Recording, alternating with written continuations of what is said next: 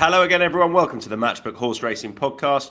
We're getting stuck into days 3 and 4 of York's Ebor meeting. That we is Tom Stanley, me, Charlie Poste, and Steve Jones. Don't forget to like and subscribe. If you enjoy all of our content, it's well worth doing so because it helps you and it definitely helps us as well. So if you like it, please do like and subscribe. It's completely free to do so and a great way of supporting this podcast.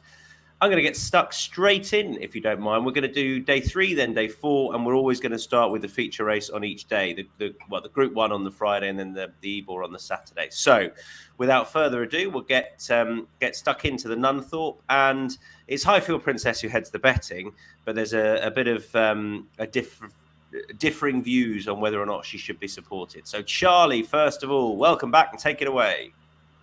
Cheers, Tom. Yeah, Highfield Princess for me to repeat last year's success. I think she's proved herself an outstanding sprinter. She was beat by Bradsell in the King's Stand, but I don't know. I thought she was a little unlucky. He carried her across the track, and I think there's reasons to believe that she can reverse and get a revenge here. She backed that up with a very good run in the 6 furlong race on the Saturday, and then was very impressive at Goodwood and really did what she had to do. So all the better horses are drawn around her. Big Evs, Bradsell, as I mentioned earlier, will give her a good toe into the race. And I take her to confirm her superiority over these other couple of rivals. All right. She is currently 2.1. Bradsell is 5.0. Big Evs is 8.0. Regional 10.0. Steve, where are you looking? I thought I'd ended my relationship with this horse, but it's been rekindled. Oh, beautiful. Sometimes those are the strongest relationships, Steve. They're meant to last. I thought you were going to say they drive you mental, because they do. Yeah. But I always used to think that this horse was going to develop into a Group 1 sprinter. And he has in some respects. His name's Twilight Calls. And he was second to Nature Strip in the King's Stand last year, the Australian horse that blew them all away. And this year, he finished 4th. And that's important because he wasn't far behind Bradsell and Highfield Princess. He was beaten just over 3 lengths. But just like Twilight Calls does, he got no run in the closing stages. He is a horse that does need things to drop right. But he travelled so well through that. York was not going to be a problem. He's run here once before in a handicap behind Copper Knight, but he's come a fair way since then, hopefully. But he will get the red hot pace he likes. He travels really well. He's got Frankie on him for the first time. And when you consider that the market is dominated by Highfield Princess and Bradsell, and with a clear run, he would have finished at least up their arses, then I think it's a no-brainer at about 19.0. I know I'm going to end up tearing my hair out again on Friday night, but I just can't let this horse go unbacked at that price. And another old rogue, Kadem, with Jamie Spencer, he could easily run well too. So it's a bit of a rogues gallery against the real.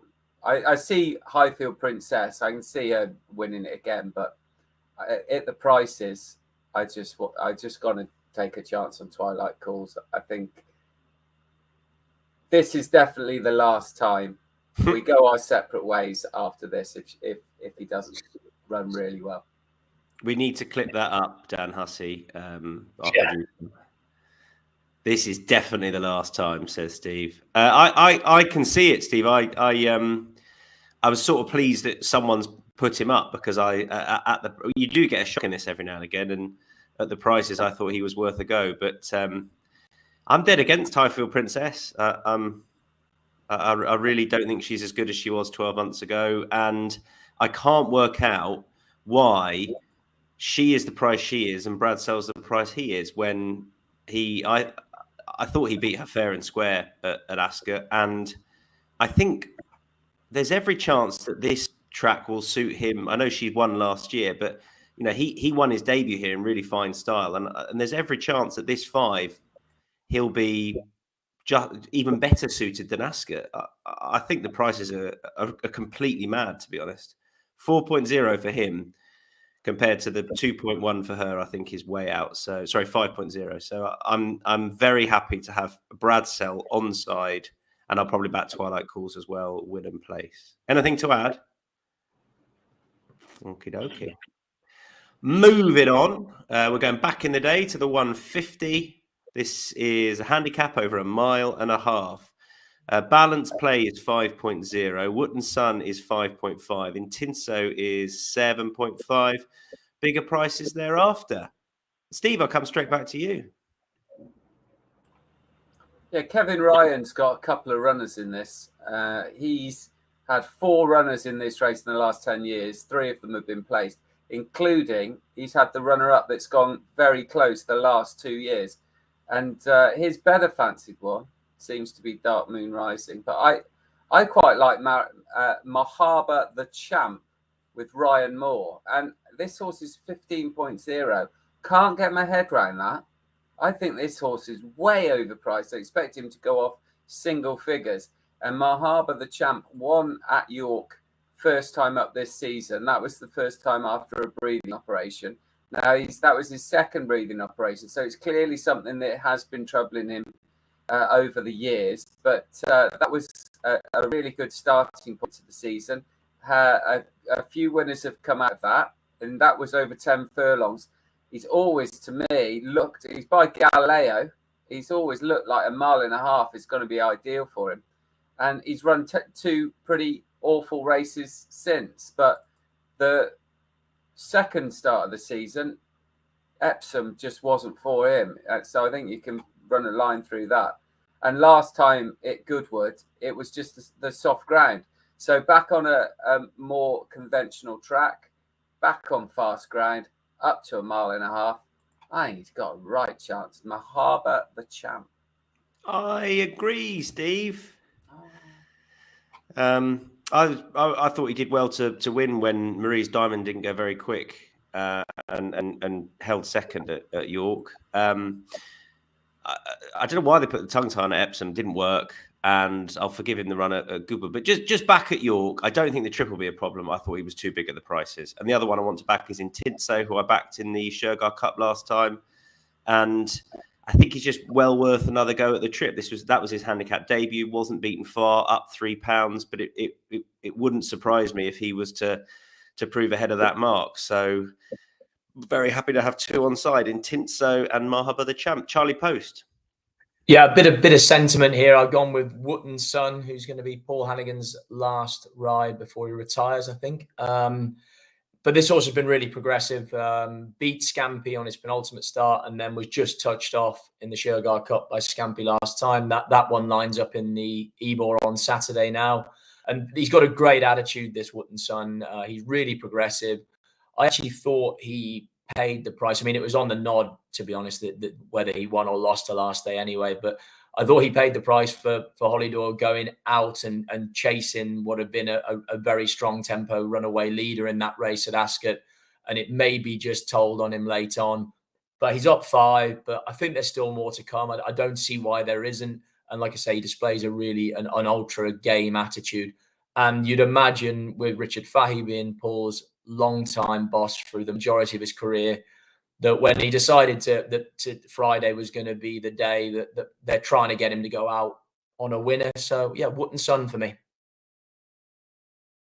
Wootton Sun for the old partnership of Hannigan and Fahey in that 150 is around about 5.5. All right, the 225 is up next. This is the Lonsdale Cup, and it's Courage. No, it's not. Sorry, it's Coltrane who is sitting atop the betting, although there's not a huge amount between them. 4.0 for Coltrane, 4.33 Courage Mon Ami. Quickthorn is 4.33. Giavolotto 8.0. Broome 9.0, 21.0, and bigger the rest. Actually, with River of Stars, who I'll kick off with, I think they're all much of a muchness towards the top of the market. They won't let Quickthorn do what he did last year at Goodwood, but I quite want a horse that's going to stay away from it early. And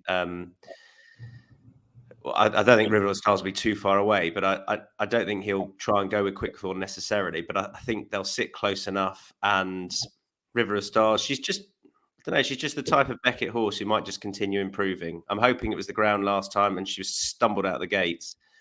Won at the course in May, and for all Mimikyu is a bit of a hound. She's just the unexposed, could be anything one in a bunch of meh stayers for me. So I'll have her at 21.0. Shame there's only 7. I just have a small win bet on her. Steve. Yeah, I agree. They're a bit of a kind of stayers, aren't they? But Coltrane, I think, is the most reliable. Fancied Coltrane at Goodwood. Obviously got in the pack, and Quick Form made all the running. But before that, in the Ascot, in the Gold Cup at Ascot, went very close with Courage Mon Ami. Now the weights favour Coltrane. And you know that this horse will run his race. I'm hoping that Quick Form isn't allowed to do what he did last year and at Goodwood, just blast off in front and never come back. And I think it might just set up for Coltrane. So that was the way I was leaning it. But they are a bit of a muchness. So I'll go with Coltrane. Charlie? Yeah, I mean, you're kind of saying that they're all a bit of a muchness, and River of Stars the unexposed one. I mean, Courage Mon Ami's only had a handful of starts and stepped up. I thought he did incredibly well to win the Gold Cup on what was it, his 4th career start or something like that. And he, you know, there and then you're thinking maybe that he's a stayer that can go on and sort of dominate or be ultra progressive. I mean, Goodwood was a non-event. I think probably everyone would agree on that, but I'd be very, very surprised if they're going to let Quick Form get as much rope around York on Friday as they did at Goodwood. And also I wonder if the ground is a big factor to this horse. It was very slow at Goodwood. It was quick at Ascot when he won the Gold Cup. He's going to return to that sort of surface. And it was just price related. I agree that there's not a whole heap between them, but the fact that he's the biggest price of the 3 at the top of the market means that I'm going to side with him. Yeah, and I take that at the prices. I thought he was going to be favourite. He was when I looked at the race yesterday, but he still could have a lot of upside, definitely. So I wouldn't be out and out against him, certainly. That's the Lonsdale Cup, the 225. The 3 o'clock is the Al-Bastiak World Dubai Gimcrack Stakes, where Killian is 3.25, Johannes Brahms is 3.5, Hartem is 9.0, King's Gamble 9.0, bigger prices the rest. Charlie, straight back at you. You and Steve agree. Yeah, Johannes Brahms for me. He obviously won over 6 at Naas on his debut, did that nicely enough, and then dropped back a furlong in trip to the Windsor Castle, where he finished 2nd behind Big Evs. I'm not sure that really suited him. I'd be interested to know what Steve's thoughts are. He got a little bit behind. Big Evs was always in the right place, and then Johannes Brahms stayed on to be beat comfortably, but to beat the rest of them, finish 2nd. Look for all the world like he wants to go back up in trip, which he does here. It's still only his 3rd career start, so you'd imagine there's plenty of upside. He's by Siuni, who definitely gets horses that get at least a mile, if not 10 furlongs, out of a mare that, again, I think was a 10 furlong horse herself. So every reason to believe that he's going to want 6, if not further down the line. And I just think he's the most unexposed in this field of what we've seen, who brings a high level of form to the table. Killian, I can respect, but again, stayed on behind Big Evs in the Molecombe at Goodwood on slow ground, but he's had a few goes now, and I think we probably know where we are with him, whereas we don't with this horse of Aidan O'Brien's. So yeah, I take him over the one at the top of the market. Steve, what do you want to add? Yeah, very similar. I think Charlie's right in that he just met a quicker horse in Big Evs at Ascot, and for a horse having, I don't like horses going into those group listed races after one win in a maiden or novice race. I think it's very tough. And the fact that Johannes Brahms was able to finish 2nd to a horse as good as Big Evs was pretty good. And going back up to 6 furlongs is definitely going to suit this horse. And a little bit worried about Killian. And their form ties in, obviously, because Killian was 3rd to Big Evs in the Molecombe, whereas Johannes Brahms was 2nd at Royal Ascot to Big Evs. But in that race at Goodwood, Killian couldn't go the pace early. It 5 furlongs on soft ground. Maybe that was the ground, but just couldn't go the pace. Well, faster ground over 6 furlongs at York, they're still going to go real quick. And if Killian can't lay up with that early, the race will be gone. So that's why I thought Johannes Brahmers might be in the better position through the race and be able to take advantage of that. Well, I'm hoping it was the ground with Killian, and I don't think he was helped by the draw either. I've been pretty impressed with him so far. Like he didn't. I know Sandown's obviously a different track, and he was quiet at Sandown, quietly ridden, but I don't think he looked as though he was slow by any stretch. I just take the opinion that 6 furlongs on better ground will definitely suit, and I thought the draw was against him as well. Might turn out that's really good form with Big Evs running in an Unthorpe, so I thought there was just about enough at the prices at 3.25 to back Killian. It's not overly strong, but he's one favourite I'd be with on the day, definitely. Moving on to the 4:10, and then we're going to wrap up Friday. This is a fillies handicapped, not for me. Ruaya is 4.0, Sirona is 7.0, Amanzoe is 9.5, 11.0, Lan Chinta, and bigger prices the rest. Steve? Amanzoe or Amanzoe, whichever way it is, I don't know. She has run since finishing second to state occasion in this race last year, having rattled through the grades, having won 4 of her previous 5 from there. So she's clearly had a problem, but that form's good. State occasion, it's won a listed race this season. And it previously won Glorious Goodwood to last year's win in this race. And I think Amanzoe, you don't really worry about the fitness of horses with top trainers these days. Someone like William Haggis can more than capable of getting this horse ready first time out off a break. So the fact that she returns to this race, I think, is interesting. So we know that she likes to track a trip and everything's in her favour. It's just whether she has got enough in hand to beat the likes of Roaya, who ran very well at Goodwood, finishing 3rd in that handicap. But it's not insurmountable because the form of Amanzoe's run in this race last year stacks up very much with horses that had run well at Goodwood previously. So Sisyphus Strength's another one. I think I'm more worried about it. The prices. Sisyphus Strength won very well at Newmarket last time, having gone up crazy fast in a handicap at Royal Ascot. But first time for a year, Amanzoe. Charlie Poste? For me, for Hugo Palmer and Ross Orion, this horse won at Newmarket off 86 over a mile. Was well on top at the line after being slotted in early. Then went to Royal Ascot and disappointed. Well, just ran ordinary. But since then, ran at Vichy in a listed race, so up to 10 furlongs for the first time and finished a decent 3rd, not beat far behind fillies that have had a bit of form in group races since. I think quick ground is going to see her in a better light again. I think the 10 furlongs is an interesting angle to explore. She's more exposed than some of these, but like I say, I think up to this trip on quick ground, there could be more to come. And I think she's 13.0, something like that. Win and place for me, I just thought she was an interesting angle at one of the ones at a bigger price, Tom. Fair enough. Those are the 2 selections for the fillies handicap.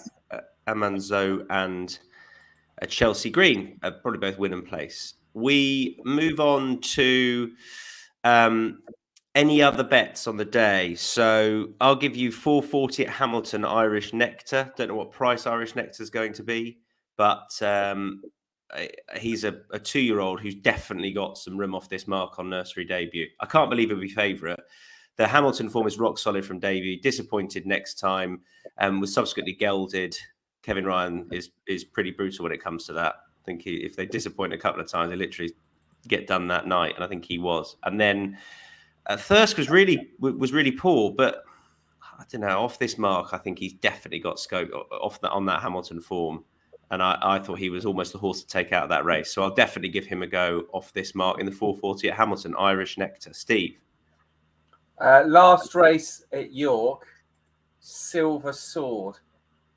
Silver Sword, I was pretty impressed with winning at Pontefract a couple of starts ago. Previous to that, Silver Sword had finished second on Derby Day at Epsom to Torito. And Torito went on finished fourth in the Hampton Court, the Group 3 at Royal Ascot. So that form stacked up well. He was impressive at Pontefract and then ran probably as well as could be expected when finishing in midfield at Goodwood on testing ground, where that would not be for Silver Sword at all. So I think Silver Sword can bounce back to form in the last race at York over a mile. And Matchbook Zero long shots now. Remember, with Matchbook Zero, there's zero commission and there's zero margin as well. So it's well worth taking advantage of. And you're likely to be getting best odds with the nature of the exchange. With Matchbook Zero, where the markets go live 10 a.m. each day, you're almost certain to be getting best odds because there is zero commission for you to pay on any successes. Mine is Mahabar the champ in the handicap, Steve. Twilight Calls in the Numthorpe. Twilight Calls. I'm just going to write that in the document for you there, Steve. So do you want me to do that for you? Oh, if you can manage it. Yeah, no, that's no problem. It's a struggle. No, fine. I'll do your tips for you next time if you want as well. Well, you could do your hair as well. I know you're hungover, but you could probably do it a little bit better. It's sticking out at an angle. There's a fine line, Steve, between hungover and still pissed. We know that. Charlie, what's your Matchbook Zero long shot? Chelsea Green in the 410. And Friday lays only me with Highfield Princess. I'm laying Highfield Princess. I know Charlie's not happy about that. All out against her. The Yorkshire royalty. Lay Highfield Princess for me in the Nunthorpe. Think she's too short. Friday best bets for me. It's Killian in the Gym Crack. For Steve, Coltrane, was it? Yeah, Coltrane. Yeah, correct. In the document. Yep. And Charlie Poste. Maybe I'm happy you've laid her. Highfield Princess for me. Probably a good thing. All right. York Ebor Festival, day 4. The Ebor we start with.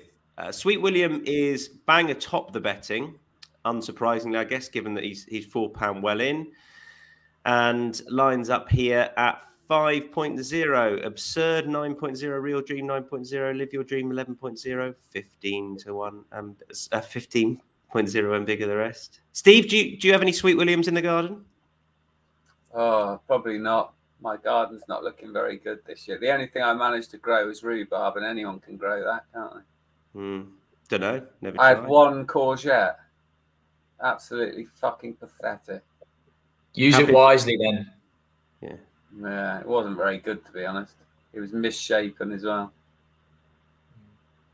Owen McIntosh says, Steve definitely put that picture up behind him when he was hungover. It couldn't be much more crooked. It's a great spot. It's the angle of it is straight, actually. It's the walls that are not straight in this house because it's an old barn conversion and nothing straight. Either you're not sitting, either you are on the wonk or the picture's on the wonk because you don't line up, so it doesn't make sense. Yeah, nothing makes sense, does it, these days? No. Thanks, Owen. Good spot. It's Fred Archer. It's Fred Archer. And it used to hang in the pub where Fred Archer was born in Prestbury, just near Cheltenham Racecourse. I've got Fred Archer behind me as well. There he is. There's Fred. I thought that was Nick Luck. So he stays in this house and he was wearing his pink jacket and he was talking in the kitchen and I just did a video of him zooming past him in his pink jacket to the monkey. Yeah. He looks happy that you're there, though. He does. He's very happy. Happy monkey. Happy Nick Luck. Right. Where are we? The Ebor. Who are you with, Steve? I am with Keys Chorister. I think this is it's always a tough race, but I went round in circles with it and kept coming back to Keys Chorister, who caught my eye a little bit at Goodwood last time over a mile and 2 on softish ground. Now, soft ground isn't really what he wants. And a mile and 2 definitely isn't what he wants. And he just got outpaced as they got away with him. He looked like he was going to drop right out, but he didn't. He kept plugging on and stayed on into 5th. I thought that was quite a good prep race, considering he hadn't run particularly well on his previous start in a listed race at Pontefract, because he'd started the season really well, over a mile and 2 and then a mile and 4. You go back to this meeting last year, he's second in the Melrose. The Melrose is basically the Ebor for 3-year-olds. So coming back here, I think he's got a really good chance. And he's 34.0. And it's interesting, he's got Kyle Stridham on him, the South African jockey, who has ridden a winner for the trainer David Manouzier before. So be interesting to see how it all turns out, because Keys Chorister, I think, will get somewhere near the front and must have some sort of chance at 34.0. Charlie, who are you with? I was just wondering why you took off from the microphone there when Steve was talking. I wondered how long you were going to be gone for, but yeah, it wasn't too long. Could have been a while, couldn't it? Absurd for me. Willie Mullins and Frankie Dettori, typical of the yard, some form in French group race on the flat and picked up from there. Won on hurdle debut back in May, as he should have done really, and then ran really well behind Vauban at Royal Ascot. I mean, granted, he was beat 7 lengths, but nothing else was in the same league as Vauban, who subsequently won a group race and obviously probably could end up taking the Melbourne Cup out at the end of the season. So that might prove to be incredibly strong form. And he made really good late headway, this horse, after being a little keen early. And I thought Frankie was at pains to not be overly hard on him once Vauban had flown, because he got first run on this horse massively. I thought it was a really good trial. I mean, since then he's ran in a novice hurdle at Galway and he just ran okay. But I just wonder if he's one of these horses going to be better on the flat. He's rated 104. I don't think that's a real big negative, as I think there's only a stone between top and bottom weight anyway in this tight handicap, and his trainer is a master at taking out these sort of races. So yeah, absurd for me. Were they doing it? They drew in the draw at 11, 12. Yeah, I mean that is the imponderable, isn't it? We're putting these selections up right now, but you can win from wide. Though, can't you? I mean, here you go. I've got it. The past 7 winners, by the way, have been drawn 20, 14, 12, 2, 21, 18, 15, and 6. It's not always bad to be drawn wide. Sweet William has got 3. Who was yours, Charlie? Forgotten already. Absurd, mate. 24. Bloody hell. 24. Wide as you could be. I wouldn't worry about a wide draw, because I think what happens is the jockeys with a wide draw know that they have to do something. They have to have a plan what they're going to do, whether that's drop right out, whether that's go forward, whether it's trying to get it. The ones on the inside think, oh, we got a good draw, brilliant. And then what you find is the ones on the inside don't see any daylight for about a mile and a quarter. So they're stuck where they are. So quite often there's more choice if you are drawn a little bit further out. Well, I think absurd will be slotted in anyway. So I mean, I think it just makes Frankie's mind up what he's going to do. For Sweet William, is that a worry with him being light of experience, in 3, or what do you think? I wouldn't pick it for him, that's for sure. If I was riding him, you wouldn't pick an inside draw, because even if you miss it half a length, you're going to have horses coming over the top of you all over the place, and you just do not see any daylight you're basically a hostage then to whatever happens in front of you. And the race can be gone by the time you get out. My selection is in 20, scriptwriter. Keys Chorus is in 13, Steve. I'll be honest, I need to go through the race again now that the draw's out, and I didn't spend a huge amount of time on it. But scriptwriter was always a horse I had in mind off the back of his run last time for Milton Harris. And I liked him over obstacles. Sorry, what was that? Oh, he's doing this one for free because he hasn't looked at the race. Okay, yeah, okay. I've looked at it. I just want to be honest that I didn't spend a huge amount of time on it because we don't know the draw. Because you were on the piss last night and you were with your posh mates and the monkey on the wall, and you couldn't be asked to look at the form. Okay. Yeah, it's so unprofessional. Hey, listen, Exactly. I did it all in the press room before going to the bar and having a drink, which I didn't do before 4 p.m. So I had a good couple of hours in the press room, but this race, without knowing the draw, I was just a bit meh. But Scriptwriter is the horse that I always wanted to back in the race because I like his jumps form. I think he's a bit undervalued as a flat horse, and that was pretty good form last time. That was a good run. I thought he really surprised everyone. If it was rattling quick, that'd be a slight worry, but I don't think it will be because there's a bit of rain around and they'll avoid rattling quick. So I thought he was slightly overpriced. I thought you were going to say I had a good couple of hours sleep when you were like a good couple of hours in the press room. Yeah, good couple of hours, Kit. Yeah. I did well last night. In bed by 12:30. Thank you very much. So that's the Ebor done. We are going back to the 150 now, which is the Strentzel Stakes. Nostrum 2.62, El Drama 6.0, 9.0, Jimi Hendrix 15.0, and bigger the rest. I'm giving this Nostrum another chance. I still think he's a proper horse. I was massively taken with that Newmarket run, who's my horse to follow this year. Yeah, he was disappointing last time. Obviously, second run back, maybe ground a bit easier than ideal, but I do think there's a real animal in there, and I think he is way better than these and a fair enough price. I know you've put him down as a no bet, but put him in brackets, Steve. But Charlie, you're with him, aren't you? Definitely, mate. As in, I think you got to respect these connections as well. Like, crikey, Sir Michael Stout's been doing it for long enough, and they're adamant this is a Group 1 horse. I thought he looked for all the world at Goodwood like he was going to win. He looked very impressive through 3/4 of the race and just didn't see it out, I thought, on slow ground.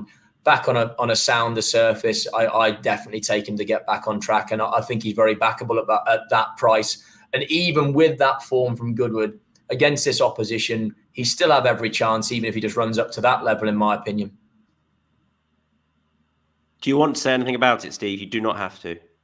Only that I think he'll win, but given he got beat last time and he's a pretty short price, he doesn't really interest me at the odds, but I think he'll probably win. Good. Glad we hung on for that. 225 is the Melrose. You asked for it. Lordship is 7.0.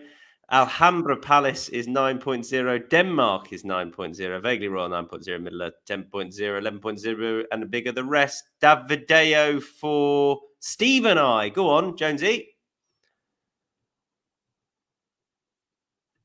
Brilliant. We don't agree, do we? Oh, yeah, we do. Apologies. God. Yeah. Well, I think he's got a great chance.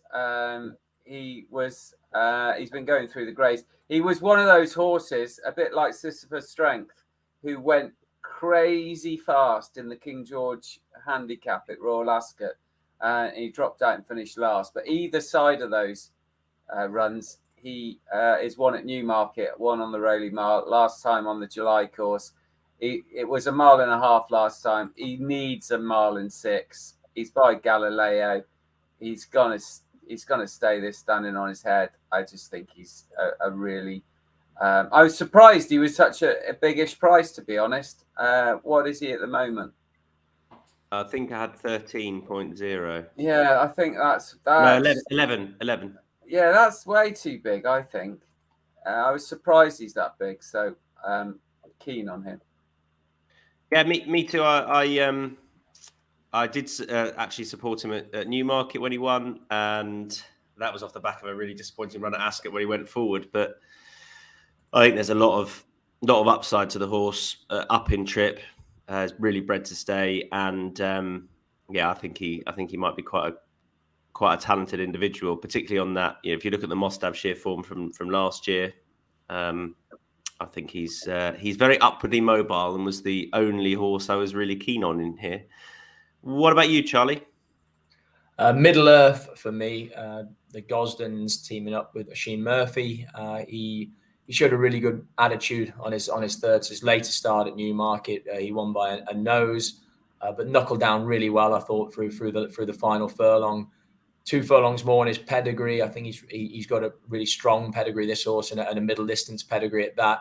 Suggests it should be right up his street. And Roaring Lion, I mean, who I think he's going to be a really missed sire. This, especially for stamina middle distance horses, as his sire and his stats are excellent over this sort of trip. So thoroughly unexposed, this horse, and Middle Earth. I think I can see him being favourably weighted off 93 on this handicap debut.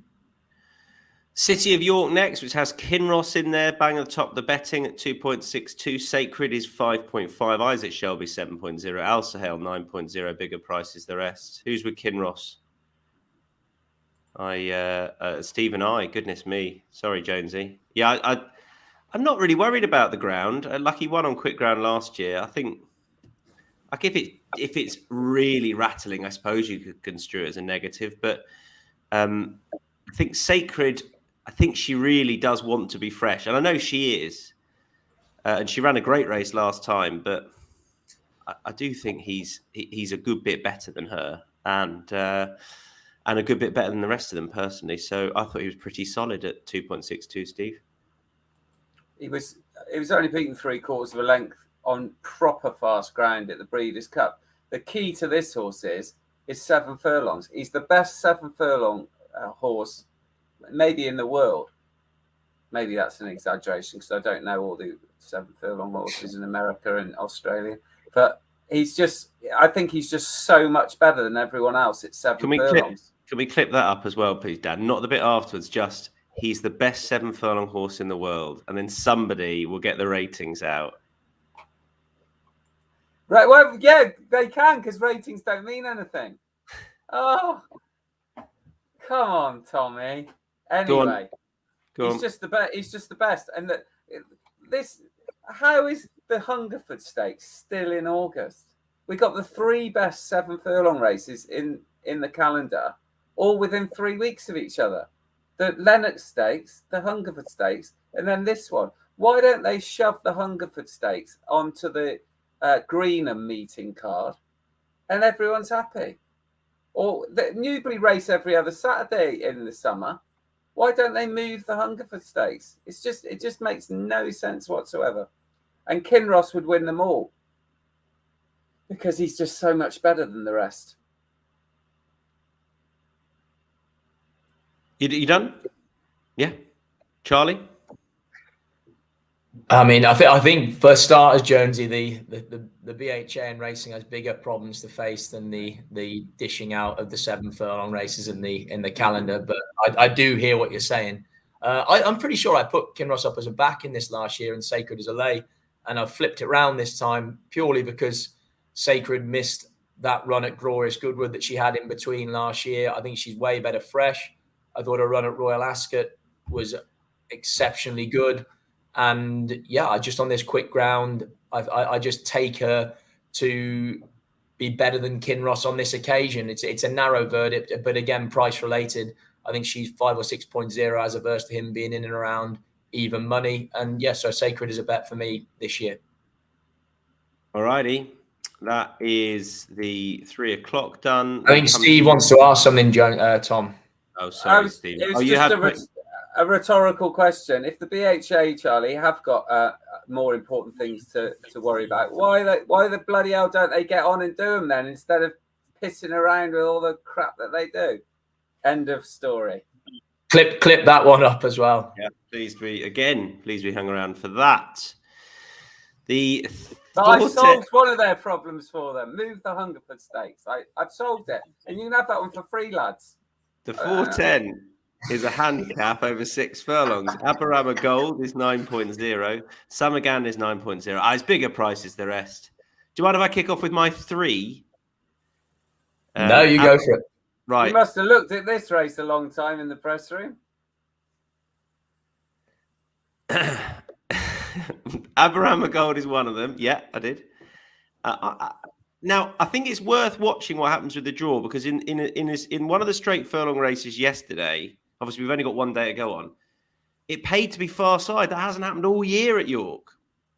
So Aberama Gold's drawn 1. If it does work out, there's a bit of a far side preference. Like he should be clear favourite. He's so progressive. He's switched to David O'Mara. He's a course and distance winner, which is form, which is rock solid. I definitely want him on side, as well as the Green Man, who was behind him last time. Obviously, I mentioned the first two have won again since, and this horse hasn't run again. Kaya Fraser is on board, who's got a good record on the horse. He was a bit done for toe before keeping on at York, which just worries me a bit because, those horses can flatter to deceive a bit. But I still think he's definitely worth having a bit on at the prices at 13.0. And Albashir is another one who ran okay on probably ground a bit easier than ideal at Goodwood. And off a mark of 95 now, I think he's starting to get really interesting. Ran well in the Wokingham. Ran okay at the Curragh, although was a bit disappointing having got a bump at the start. But I still think there's a bit more to come from this horse. Albashir drawn in the middle, 13 at 21.0. Actually, at those prices, he'd be my strongest shout of them. Charlie. Gale Force Mayor for me. Again, she's drawn 6, so plenty of the fancied ones are in and around her. She loves York. 6 starts, 3 wins, 3 places. She's been running really well in Pattern Company throughout the early part of this year, and has actually managed to come down sort of, I think, from a opening. She's down she's down 4 from the start of the season. So I think she's £2 below her last winning handicap mark of 104. And yeah, I think she just come into the boil for this, and this is really what she wants. Big field, strong tempo. So yeah, Gale Force Mayor, winning place for me. Steve. We agree again. Well, one of your half a dozen correlate with mine. The Green Man, I just think comes into it in good form. Has a liking for York. Bolted up here in June, and also last time was third behind Aberama Gold, who's obviously gone on to win the Stewards Cup and is in this race. But the weights, there's a big turnaround in the weights. The horse that split the Manila Scouse won a couple of times afterwards, and although didn't run particularly well here yesterday, I think that's very strong form. And the Green Man is just very solid. And there's never a draw bias, or there's very rarely a draw bias with regards to the ground. It's always generally a pace bias, where the pace is, where the right tempo of the race is. Yeah. 100%. Sometimes it gets in the guys in the weighing room's heads, doesn't it? And then the bulk of the horses go one side or the other, and therefore it's sort of a self-fulfilling prophecy. But we'll see what happens. Moving on to any other bets. I think it's just me here. I'm going to back Soto Sizzler in the 335 at Goodwood on Sunday. Tom Quealy's jocked up. Obviously, no decks yet. Don't know what the prices are, but he ran no race at the track last time. Is a course winner, and I've banged on, I think, before about the Epsom form where he was held up and wide in the straight, and you wanted to be bang on the near side rail and on the pace. So, he's worth backing, but was disappointing last time, which should mean you get a half decent price. Soto Sizzler 335, Goodwood on Sunday. Matchbook Zero long shot. Remember, with Matchbook Zero, the market goes live at 10 a.m. every day. You're most likely to be getting better odds because you do with the nature of exchange anyway, and there's zero margin and zero commission with Matchbook Zero, so that only enhances your chance of getting best odds. Certainly better than a sports book, you would imagine. I'm with scriptwriter Steve. Keys Chorister. Charlie. Ebor. Gale Force Mayor. Lays, only you, Charlie, as long as it's quick ground. Yeah, just because, like I say, I'm with Sacred, very strong with Sacred. So just at the prices, I'd be taking Kinross on. Okay. And best bets now. Thanks to the sports elephant who's got in touch and said Summergand or Aberama, Charlie. I don't know why you've asked that specifically to Charlie, but he was with neither. That's in the sprint race, of course. They both ran against each other last time, or at the track last time they were at the track. Saturday best bets then. 3 different races. Remember, you can have a Trixie with Matchbook if you want to. I'm with Davideo in the Melrose. Steve? Kinross, best horse in the world. Over any distance. That would be good, actually, if you edit out, Dan, when he says he's the best 7 furlong horse in the world. If you just say and then cut out where he says 7 furlong, and then it would just be clipped up as he is the best horse in the world. It'd be great. Charlie? lost my chain of thought now. Nostrum. And yeah, to that question, I'd be Aberama Gold over Summergand, I think. Lovely. Aberama over Summergand. All right, we're done. Steve, thanks ever so much. Pleasure. Thank you. Charlie, good man. We'll chat to you again soon. Cheers, mate. That's us done. We're back at the back end of next week, where I don't even know what racing it is because it's coming thick and fast, but I hope you have plenty of success. Both today, where you can catch about a 14-minute preview that Ed Quigley, Charlie Poste and I did leading into today's action at York, and obviously then the final 2 days are covered that we've just done. Head over to insights.matchbook.com for a recap of all of our best bets. We bid you farewell.